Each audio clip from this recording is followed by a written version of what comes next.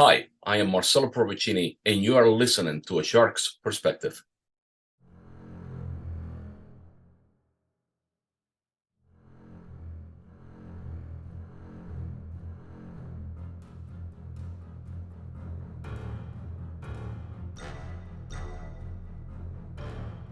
Welcome back, and thank you for joining A Shark's Perspective. I'm Kenneth Kinney, but friends call me Shark. I'm a keynote speaker, strategist, a shark diver, host of this show, and your chief shark officer. Performance marketers today navigate through a complex landscape that's often not an easy ship to steer, especially when you try to bring the brand, agencies, affiliates, and others all together, all while performing at a high level, driving results, and being compliant to make regulatory bodies happy. So how do you do that, especially while working with a sea of partners to help you bridge the gap in order to do the right thing for you and for the customer? How should you bridge that compliance gap in performance marketing? Marcelo Parravicini is a marketing and enrollment management thought leader in higher education, the president and CEO of Cygnus Education, the president of the Consumer Consent Council, and the co-chairman of the board of PACE, the Professional Association of Consumer Engagement. And on this episode, we'll discuss performance marketing, the regulatory landscape, bridging the gap for brands, agencies, and affiliates, being an SEOG, SROs for driving the adoption of best practices, call centers and the liability and telemarketing sales roles, buying thousands of leads while narrowing the list of your trusted lead suppliers, D&I and performance marketing, PACE, consumer consent, Vinos from around the world, brotherly love selfies, the oldest street in the country, best Argentinian soccer player of all time, chairman of the board songs, and a lot more. So let's tune in to Marcelo, el presidente del consejo, y yo, señor tiburón, on this episode of A Shark's Perspective.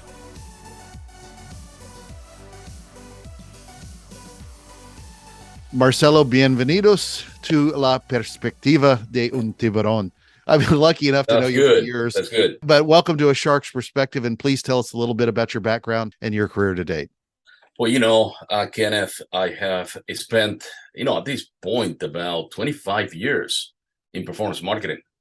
Out of business school, I started in pharmaceutical marketing, of all things, doing like SEO. I don't think we even called it SEO back in like 1997. It was just yeah, right. We're like just trying to figure out how to leverage a website, how to register a website on the Yahoo directory and other directories back then. It was kind of weird, but in any case, somehow accidentally, somebody came to me with, "Hey, you understand this digital marketing thing?" And a buddy of mine runs executive MBA program at Villanova. He's trying to figure out how he could use the website to get more applicants. Can you help him out? And the rest is history, right? So within a few years, I found myself as a full-time performance marketer on the agency side, helping higher education institutions, which led directly to my first university role, where over time I became a chief marketing officer. And well, again, 25 years later, that has become the backbone of my career. So you were an SEOG. It's funny. I was doing, and I couldn't tell you what. Was this in Argentina or was this here? No, this was here. I worked for a software solutions company first that led to pharmaceutical. It was weird. The first job, frankly, I was still in college, and the first job that exposed me to digital marketing is because somebody wanted me to help them translate a software product so that they could penetrate the Latin American market. So somebody asked me, "Are you 100% bilingual?" And I was like, "Yeah." So I was tested and I passed the test. So here I am translating software code, not code, but the language within it. Yeah. Well, and then I remember the first time I met you, I think was in Paramus, of all places. Paramus, that's right. Jersey. That's right. And then a couple years later, we were partying on Beale Street. But, I know that you as the co-chairman of the board for PACE, for the Professional Association for Consumer Engagement, and also through Consumer Consent, and also Cygnus Education. But tell people a little bit about what PACE is, that body, and consumer consent as well. Well, both, right? So Consumer Consent Council, Professional Association of Consumer Consent or Consumer Engagement, excuse me. These are associations that look to drive the adoption of best practice, consumer-centric practice in the adherence to regulatory mandate, if you will, across the performance marketing and telemarketing verticals, or any vertical that relies on performance marketing and telemarketing operations or technology. So that would be at a very high level what we do. What's incredibly important to us at this point is to figure out how to work closely with regulators. And part of what we're working on is bringing to market forming a self-regulating organization that will telegraph to regulators that we are committed to adopting best practices, driving the adoption of best practices, and working with them in ways to identify ways to have both the verticals that rely on the technologies and the technology providers and the service providers work together in finding solutions that are going to allow us to provide a consumer-centric solution or services across the board. I've been in performance marketing about the same amount of time as you have. Of course, I think you've aged better, but when you think about where we are today, sort of give us your viewpoint on what the shape of the regulatory landscape is today. Well, it's interesting because depending on who you talk to, you get a slightly different variation of what may be happening, right? But I can tell you, I had a recent conversation with a couple of attorneys that work on the regulatory side of the equation. We don't need to get into, unfortunately in my life, I talked to a lot of attorneys, all for good reason, okay? But the point here is that I was having a discussion about the telemarketing sales rules.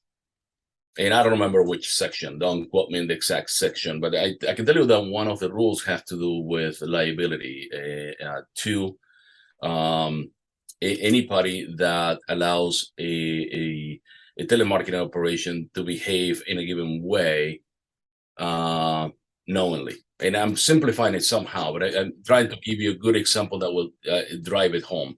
Basically, what it means is this. If you, for example, help a telemarketing operation that's working on your behalf, right? Craft or draft a script.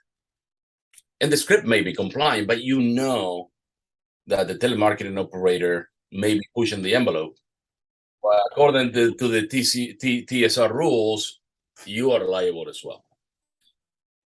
Regulators are looking at TSR as a point of reference, depending on who you want to believe, right? Regulators are looking at TSR and like regulations as a point of reference when it comes to assigning liability. So it means what? What's coming down the pipe, and keep in mind, Cygnus Education, that's my company. What we do is 100% higher education marketing, enrollment management, technology solutions. And the concern to our clients is what?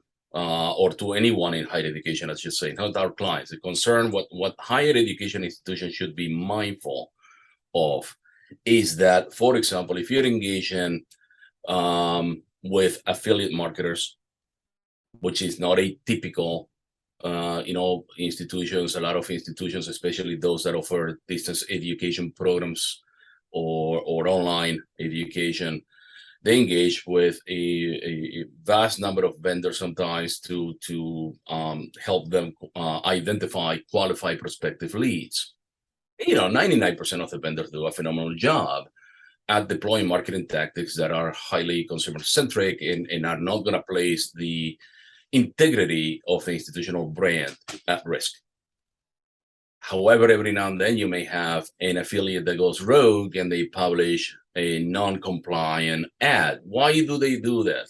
Because the cost to market is lower, right? The click cost is going to be lower. The cost per lead is going to be lower to the marketing vendor. Therefore, their margins on the media spend is going to be much higher, and they can generate more traffic that way. Well, if you start with TSR and the fact that regulators may be looking at these type of regulations as a point of reference, it means what? It means that an institution may be held liable in the future for what that affiliate is doing, even though the institution may have a contract somewhere in between that affiliate and the institution that says you're not allowed to do this. Why? Because the position that regulators are taking is that, okay, you have a contract that tells your affiliate makes that they cannot do this, but you really do know that this is happening.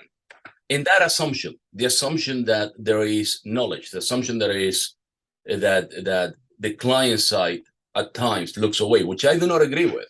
I think clients go out of their way to catch these people and throw them out of their mixes. They're not looking away. they cannot always catch them. There's a whole different narrative if you think about it. But regulators tend to think about it from the perspective of you're allowing this to happen, so therefore we are going to hold you liable. And then when it comes to higher education, you have to consider the FTC, you have to consider the Department of Education, and the whole thing really snowballs very rapidly.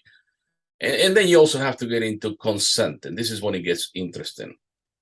There's rumor, I can again point you to a specific white paper or article, maybe you've seen one or not. And what regulators have been talking about recently also has to do with consent. Think about any vertical that utilizes digital marketing leading to a form. When you fill up the form, you click what? You click a TCPA consent checkbox.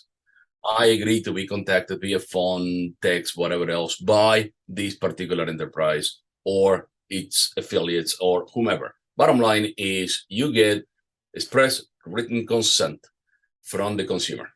You can also work with vendors that will help you capture the moment where that consent was given. The vendors, Active Prospects, Jornaya, there may be other solutions. When all is said and done, what regulators are now discussing is that if, in fact, there was some sort of non-compliant messaging strategy execution somewhere throughout the consumer journey, it nullifies that consent, and therefore you never receive consent, or it should, I should say, nullify that consent. And therefore you never receive consent, which now makes you liable to TCPA violations. Now, do I agree with the blanket statements? No, not in any way, shape, or form. And the reason why is because it makes an assumption that universities, or regardless of the vertical, the end user, the organization that acquires the lead, right, is looking away, fully knowing what's happening. I think that universities, clients in general across, I don't care if it's an insurance company or a mortgage company or a college and university, I think they do understand what's happening, but they cannot always catch it.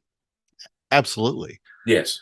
It also makes the assumption that any marketer at any company in any vertical around the world actually knows how to connect all the dots. All the dots. Don't. Exactly right. None of them do. And that's something Exactly that right. From a customer experience standpoint, it's important. From a lead generation standpoint, it's important. From whatever form, it's important. And everybody gets so siloed in their thinking, but the government is thinking about the impact. Are they overbearing? It's still, to your point, it's a necessary thing we have to think about. And thank goodness there's, the education that consumer consent and, organizations, associations like PACE help educate on. But having worked on the brand side, as well as the agency side, affiliate side, the consulting side, as you have as well, I've often seen how strongly the brands know the regulatory side of their business because they've got attorneys on their side that engage with other attorneys, but not enough know about the marketing and lead gen and practices. And then you see just the opposite, where a lot of the agencies and consultants know the marketing practices, but not nearly about the regulations that affect that industry, the compliance and direct impact on the consumer. So in your opinion, how do we go about, well, thank you, because the first question was going to be, would you agree with that assessment? But two, how do we go about better closing that gap, especially with education and where they can find that knowledge? Because at the end of the day, we should all be working towards better things for the consumer.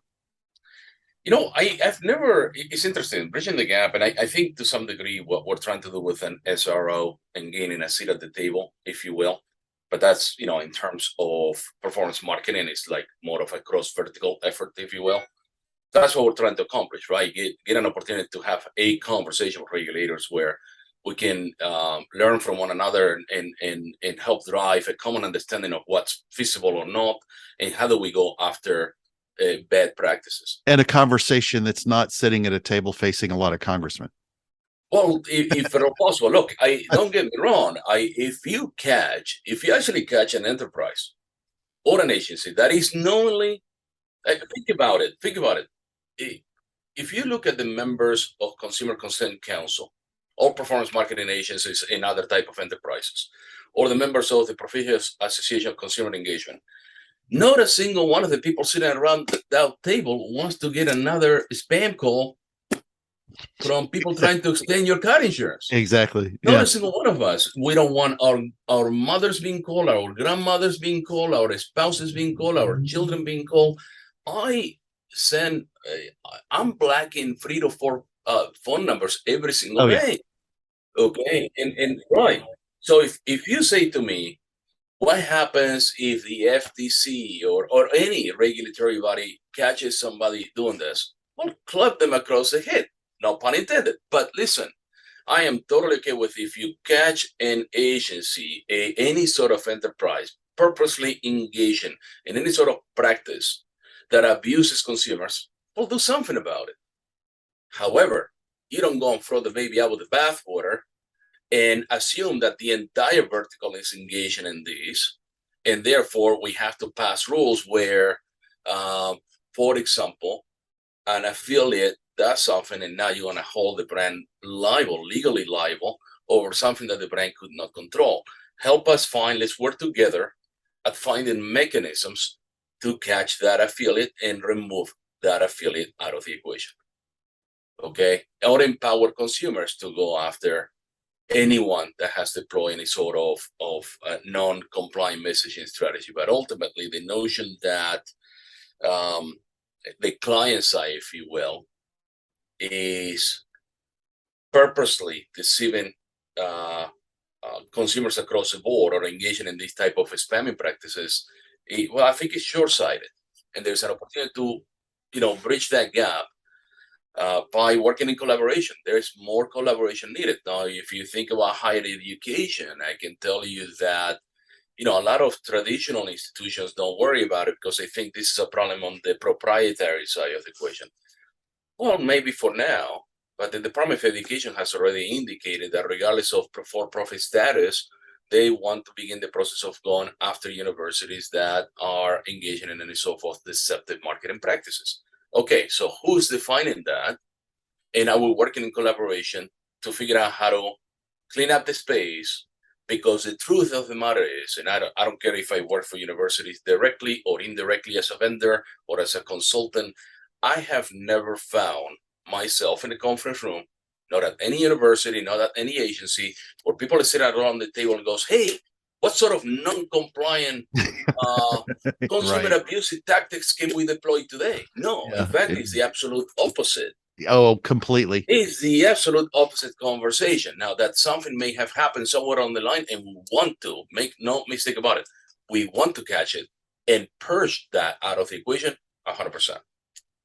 That's such a great example. Yeah. You're more likely to have an attorney review your ad copy than another Yeah, marketing person a lot of times. that's But, right. when you think about all the different lead suppliers and call centers and vendors and everybody else that people work with to drive growth, how do we need to approach really managing them? Do we need to micromanage these lead suppliers and call centers and everything else? Because they are supposed to be an air quote extension of your team. They'd like to drive a little bit of distance sometimes if it comes to legal ramifications, if you will. Correct.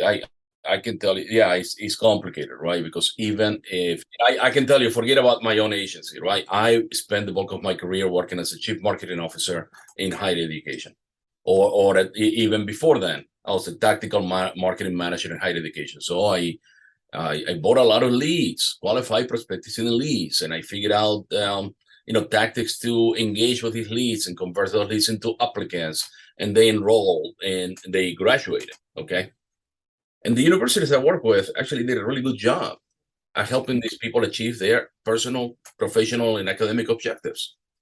But every now and then at the front end of the equation, I did run into instances where there was a disconnect where you get a prospective student on the phone and the prospective student has certain expectations that do not align with the offerings of the university. Why? Because some sort of messaging strategy was utilized on the affiliate side of the equation um, to get a cheaper click. Let's simplify it, right? And sometimes it's frankly difficult to really pinpoint exactly where that lead came from, where that first click took place, because it's a very complex ecosystem. But you should be able to some degree gain an understanding with your marketing vendors, your agencies, where, hey, in the event something like this happens, we can work together at figuring out some sort of audit to identify the source and remove this out of the equation. Because the reality of the situation is, if you think about it differently, there was a point, and it was a small operation considering the scale for some of these universities. But there was a point at which I bought up to 35,000 leads a month. That's a lot of leads, but at the same time, I knew there was my counterpart at another much larger university was buying 700,000 leads a month. Think about, right? So the higher you need for a qualified prospective student lead funnel, the higher the probability that within the marketing mix, something's going to happen that's going to be well beyond your control. And what you want to do is you can afford to have direct relationships with 200, 300, a large number of affiliates. What you want to do is maybe narrow the scope of your relationship management portfolio, if you will. I don't know if that makes sense, but manage or lower the total number of agencies that you're going to work directly and place more pressure on those agencies. Okay. Yeah. And I think that last part is key, because I think half the time, other than being cheaper leads, they want more of them. And then the ones that they work with closely aren't producing enough. And so they go to other sources. Yeah. Not willing, you hope that they're as compliant as you need them to be, because it's a whole other issue if they're not. No, and for whatever it is, for something that I want to highlight, because what I was talking about in terms of totals, it doesn't matter if it's $35,000, 35,000 leads or 700,000 leads a month. This isn't a proprietary side of the equation. People don't realize that traditional universities do in fact buy that many names. Oh, absolutely. Right. Yeah. Right. In fact, traditional universities will buy hundreds of thousands of names, even from lease brokers to this day, such as the College Board, for example. And what they do is they may engage with audiences differently, but I assure you, when it comes to the total number of consumer records they acquire in one way, shape, or form, is comparable, and they are exposed to the exact same practices that everyone else is exposed. The only difference is that regulators are placing more emphasis on the proprietary side of the equation. And I think there is time for regulators to take a look at every vertical from every perspective. And granted, insurance, you don't have such a thing as non-profit or for-profit insurance. But when it comes to higher education vertical, I think it's important for regulators. I don't care if it's the FTC or the Department of Education or any other type of regulatory body. They need to start looking at the entire sector the same way, because the practices that negatively impact proprietary schools that are trying really hard to do the right thing are also impacting the traditional side of that spectrum. So I want to pivot over to something that I know PACE and consumer consent has taken a real active role in, and that's diversity, equity, and inclusion. How do you think the industry is doing from a diversity standpoint, specifically from either helping hire people from diverse backgrounds or from helping build and educate the future performance marketers of the world? I know, example for PACE, they welcomed in women of MarTech under the umbrella of PACE, which was real important. We've got mutual friends in there, and they've done an amazing job getting more women into the space. But it's a big industry, and like a lot of other industries, it needs some change. I think they're doing a really good job. I think what remains to be done, like in many other areas of our, various the various communities we engage with, and I oftentimes I always find fascinating how incredibly, for example, diverse technology can be. If you, for example, walk in a room with full of programmers or developers, you will find a slice of the entire population of the world, right? And these are incredibly smart, capable, brilliant people that really drive the development of technology solutions that all of us leverage throughout our lives, professional, personal lives, and so forth. So I find that it sometimes intriguing and perhaps somewhat concerning that other verticals cannot find the same amount of talent across every single segment of our population, if you will, to do other types of work. And I therefore challenge, leaders, stakeholders of organizations to question why. And I'm not saying to you that every time you're going to run into a bias or prejudice or stuff like that. But I think what happens oftentimes, and I think it's a human condition, we tend to identify best with people that are like ourselves because we see ourselves in them. And in doing so, we actually cheat ourselves to the possibility of disruptive innovation, creative thinking. Why? Because you want to bring people into your organization that have different perspectives, that may not see things exactly the way you see them. It's not that you disagree with them. And you may think there is a disagreement, a disconnect, but ultimately you have to consider the possibility that it's a slightly different perspective. And the more diverse your workforce is, the most likely is that your enterprise is going to be more innovative, disruptive, progressive, and therefore grow faster. And I got to tell you, there is plenty of evidence to this.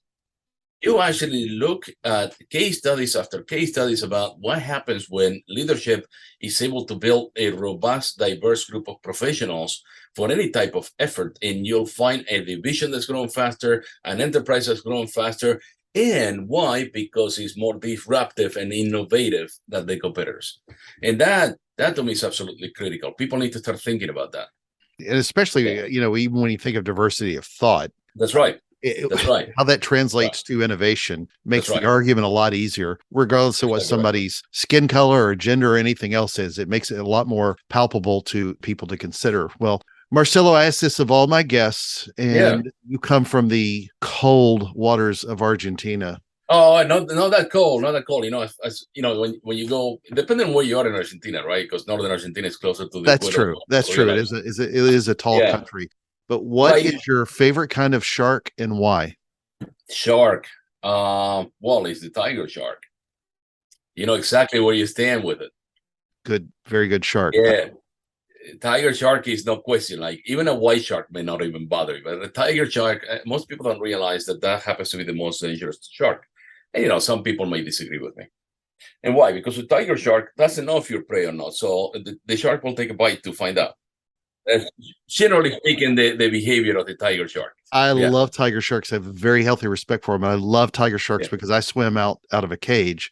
I think I've probably shown you some pictures, but tiger sharks are the largest predatory shark that you can interact with. You can easily redirect them. They either come straight at you or straight, from behind you, and you can kind of deal with them. Great whites sometimes are very difficult because the water is murky. It's 12 degrees and they're coming up as opposed to straight at you a lot of times. Interesting. So. Yeah. But you don't have that experience because I remember watching a documentary with a tiger shark. If the tiger shark is wondering if you're a prey or not, they will take a bite to test you out. So that's not your experience, though. Oh, well. But I swim with tiger sharks down Jupiter or West Palm Beach all the time. So interesting. And occasionally in the Bahamas. Right. Well, Marcelo, it's that special time of the show. Are you ready for the 5 most interesting and important questions that you're going to be asked today? Yes, of course. 100%. All right. So you're originally from Argentina, but you also have some Italian roots. Argentina has the second largest population of Italians outside of Italy, which is interesting. Correct. So are you going to drink a bottle of Argentinian wine or Italian wine? And Argentina has some pretty decent wines. Argentinian wine. And it's funny, I've never developed an appreciation for Italian wine. I never have, but it's interesting because of my last name and because of the fact that Argentina has a very large Italian population. People always think people first will say to me, "Are you Italian?" And then I clarify, and then people will say to me, "Oh, yeah, Argentina has a lot of Italians." But as it turns out, I have more French in me than Italian. So I think my French side is at odds with the idea of drinking Italian wine. Yeah, you just tell them buongiorno and see what they say. So that's right. That's right. Number 2, you live in the city of brotherly love. Friends are coming to Philly and they want that Instagram moment. Of course, they'll take a picture at both locations. But if you had limited time, do you take them to get a picture, a selfie in front of the Liberty Bell or the Rocky statue? Oh, that's a tough one because it depends on who the person is, probably. Philadelphia happens to have what's considered the oldest street in the country. And it's called Alfred's Alley. So I always go out of my way to take people to that street because it's like walking back into the 1600s Philadelphia. Now, in terms of the bell, the Liberty Bell and Rocky, I have a bias for Rocky. Because I want you to consider that I first became aware of a city called Philadelphia, a city that eventually became my home and has been my home for 34 years, when as a little kid in Buenos Aires, I'm watching that movie. That's fantastic. Yeah. Good answer too. Number 3, again, because I'm also a fan of the sport. Diego Maradona or Lionel Messi? Maradona. And people will challenge me. I have a partner, okay, Drew, good guy, okay, but huge football, not soccer, football fan. And he was born in London. He's British by birth. Grew up here, but of course that means he's a fan of the English team, and he follows the Spurs, and in any case, he has strong opinions about Messi, meaning as far as he's concerned, Messi is the best player that ever existed. So if I find myself in a conversation with him, he goes, but look at the stats. Here's Messi stats and here's Maradona stats. And I don't think people quite understand the significance outside of the country.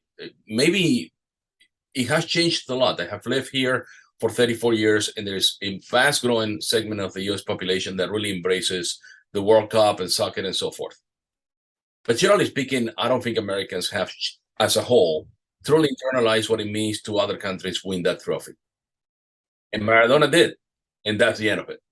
Yeah. Well, and everybody always thinks the newer one is better than the older one, but Michael Jordan was better than LeBron, and so on and so forth. But it's not even that, because I will give you 100% recognition on his talent. I think the two men were equally and talented, perhaps in different ways, but they brought the same amount of influence to the pitch. Although I will say that Maradona, there's something about his personality. When he took the pitch, he didn't care who was on that pitch, what country he was in. That field belonged to him. And that's something that you cannot take away from that guy. All right. So for PACE, you are the co-chairman of the board, but let's talk about the original chairman of the board, Frank Sinatra. Which of his songs would you enjoy more, My Way or New York, New York? My Way. Agreed. Because New York needs to be rewritten now with new lyrics to talk about the rampant crime and oh boy. and it's New York. There's something about New York. It's like New York is epitome of success, if you will, historically speaking, right? The idea that if you go there and you can make it there, you can make it everywhere is very. There's a fundamental truth to that statement, but that can also be applied to many other cities. If you make it in London, you can make it everywhere, right? And like big metropolitan cities that are of global importance to the global community, right? But when it comes to My Way, I don't think there's women or men or women or even a child wants that they really understand what the lyrics means, that don't want to live a life where you can at the end say something like that. Agreed. Right. All right. Number 5, and the most important question that you're going to be asked today is biscuits or cornbread? Ooh, it's cornbread, man. But it depends on who's making it. Smart performance marketing guy gets stumped by biscuits and cornbread. Yeah. But there are variations of cornbread, right? If you find yourself in the South on a barbecue, it's going to be good. Yeah. And we had some barbecue. Oh, what's that? We had some barbecue. That's right, we did. So you gotta pick one or the other. Definitely cornbread. Okay. Yeah. All right. So Marcelo, where can people find out more about you, learn about PACE and consumer consent and Cygnus and all the things that are keeping you busy? Yeah. So PACE I want to get, so it's paceassociation.org, not Consumer Consent Council's domain is consumerconsent.org. And then my business is cygnuseducation.com. You'll find me there. And of course, I'm on LinkedIn. Send me a message. I actually do respond to probably 99% of the messages I receive. Fantastic. Yeah. Marcelo, muchas gracias for being with us today on A Shark's Perspective. Thank you so much. It was an absolute pleasure. So there was my conversation with Marcelo Parravicini, a marketing and enrollment management thought leader in higher education, the president and CEO of Cygnus Education, the president of the Consumer Consent Council, and the co-chairman of the board of PACE, the Professional Association of Consumer Engagement. Let's take a look at 3 key takeaways from my conversation with him. First, most performance marketers aren't often thinking of connecting all the dots from ads to experience and beyond, but they should. It's imperative from a compliance standpoint, very much so as well from an experience standpoint. The more you can draw that line from point to point in their journey, mapped across your brands, ads, etc., then the better you'll perform. Invest as much time as you can into this education. Because look, Google to me is easy. MarTech tools are easy. Managing campaign spend is easy. Connecting all of this to perform better as well as be compliant is both necessary and crucial, and not always easy. It's still crucially lacking today for a lot of marketers. Take the time to lean on associations like PACE and Consumer Consent Council to help bridge that gap. Be smarter and perform better.